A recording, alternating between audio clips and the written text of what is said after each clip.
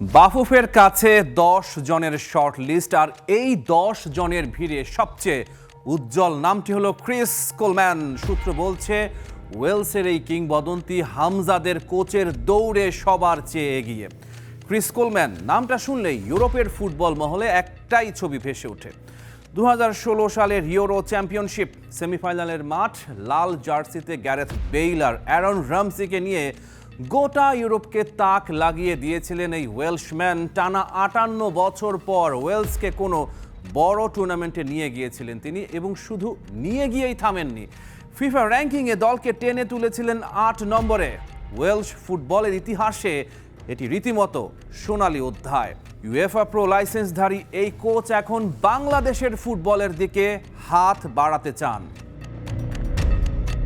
ফুটবলে কোচের আসল পরিচয় বের হয় তার ট্যাকটিক্স বোর্ডে। কোলম্যান মূলত একজন প্র্যাগম্যাটিক অর্গানাইজার, অর্থাৎ গোঁজা মিল দিয়ে সুন্দর ফুটবলের ভান করেন না, বরং যা কাজে লাগে তাই করেন। ওয়েলসে তিনি মূলত 3-5-2 এবং 4-3-3 ফরমেশন ব্যবহার করেছেন।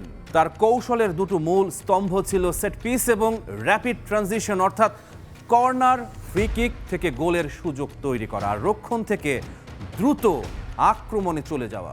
বাংলাদেশের মতো একটি দলের জন্য এই অ্যাপ্রোচ বেশ মানানসই, কারণ এখানে ইন্ডিভিজুয়াল ব্রিলিয়ান্স কম, কিন্তু সংঘবদ্ধ রক্ষণ আর দ্রুত কাউন্টার অ্যাটাক ফলাফল বের করা সম্ভব। তবে একটি দুর্বলতা আছে, তার সিস্টেম অনেকটাই খেলোয়াড় নির্ভর ছিল। বেইল আর রামসির মতো ওয়ার্ল্ড ক্লাস ওয়েপন না থাকলে মেশিনটা ততটা মসৃণভাবে চলে না। বাংলাদেশে বেইল রামজির মাপের খেলোয়াড় নেই, তাই তাকে তার ট্যাকটিক্স অনেকটাই নতুন করে সাজাতে হবে। ম্যান ম্যানেজমেন্টের জাদু। কোলম্যানকে যদি একটি মাত্র বিষয়ে বিশ্বমানের বলতে হয়, সেটা হলো তার ম্যান ম্যানেজমেন্ট। ওয়েলসের প্রধান কোচ গ্যারি স্পিড হঠাৎ মারা যান।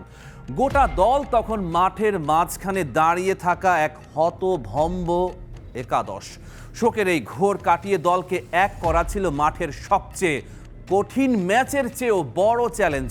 কোলম্যান সেই অসাধ্য সাধন করেছিলেন। তিনি গড়ে তুলেছিলেন টুগেদার স্ট্রঙ্গার, এমন এক দলীয় পরিচয় যেটা পরে পুরো একটা জাতির স্লোগান হয়ে উঠেছিল। বাংলাদেশের প্রেক্ষাপটে এই গুণটির মূল্য অপরিসীম। জাতীয় দলে বিভিন্ন ক্লাবের খেলোয়াড়দের এক ছাদের নিচে আনা, ড্রেসিং রুমের কোন্দল সামলানো, খেলোয়াড়দের মানসিকভাবে তৈরি রাখা, এসব কাজে কোলম্যান রীতিমতো হাফ টাইমের বক্তৃতায় দল ঘুরিয়ে দেওয়ার ক্ষমতা রাখেন। ফুটবলে একটা কথা আছে, কোচ শুধু মাঠে খেলান না, অফিস করিডোরেও খেলতে হয়। ফেডারেশন পরিবেশে তিনি স্বাচ্ছন্দ্য বোধ করেন, ওপর মহলের সঙ্গে বিশ্বাসের সম্পর্ক গড়তে পারেন কোলম্যান। বাফুফের মতো একটি কাঠামোয় এটি অত্যন্ত জরুরি। কোলম্যানের দুর্বলতা, অ্যানালিটিক্সে ঘাটতি। একটি বিষয়ে কোলম্যান বেশ পিছিয়ে, ডেটা ও অ্যানালিটিক্স। আধুনিক ফুটবলে প্রেস ইন্টেন্সিটি, হিট ম্যাপ, এসব ডেটা দিয়ে দলকে সাজানোর যে প্রবণতা তৈরি হয়েছে, সেই দৌড়ে তিনি কিছুটা পুরনো ঘরানার। তিনি বেশ ভরসা করেন মাঠের চোখ আর মানবিক বুদ্ধিমত্তার উপর।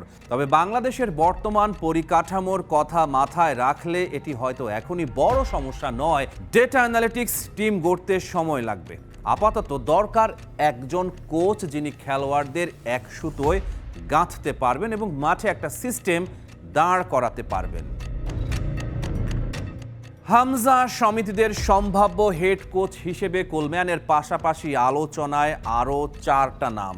Brazilian Rosario Mikel Olympic gold জিতেছেন। ক্রোয়েশিয়ান ইগর স্টিমাচ ভারতে 5 বছর কাজ করেছেন, কিন্তু ফেডারেশনের সঙ্গে বারবার বিবাদে জড়িয়েছেন। পিটার সেগাট আফগানিস্তান, তাজিকিস্তানে ঐতিহাসিক সাফল্য এনেছেন, কিন্তু অ্যানালিটিক্সে তিনি দুর্বল। থমাস ডুলি ফিলিপাইনে অসাধারণ কাজ করেছেন, কিন্তু কোলম্যানের মতো তারকা খ্যাতি তার নেই। আমাদের যে সক্ষমতা আছে, আমাদের যত কোচের যে বেতন, সেই বেতনের বাইরে যেটা আমরা সক্ষমতা নাই, সেই জায়গাটা ক্রীড়া মন্ত্রণালয় সেটা ফিল আপ করবে। এবং আমাদের কিন্তু এখনও কিন্তু আমাদের কোচদের কোচদের কিন্তু এখনও আমাদের সাক্ষাৎকার চলছে। তো 3 দিনের যে কথা হয়েছে মনে হয় আরও 2-1টা দিন লাগবে, কারণ একটা কোচের সাক্ষাৎকার হয়তো 30, 40, 45 মিনিট লাগে, হয়তো এক দিন 2জন 3জন করে সাক্ষাৎকার দিচ্ছে। আগে হলো আমাদের হলো কোয়ালিটিটা আমরা এনশিওর করবো, তারপরে আমাদের হলো আর্থিক বিষয়টা আপনাদের। আপনার 11 জন যে আমাদের কোচ শর্টলিটে, এর ভিতরে আমাদের হলো চলমান আছে এই সাক্ষাৎকারগুলো, জুম মিটিং।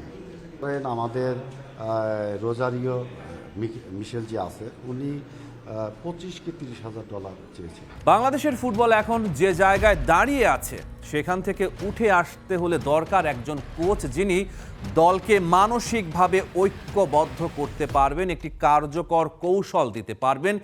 এই মাপকাঠিতে কোলম্যান এই শর্ট লিস্টে এগিয়ে। Rahman pair, star play.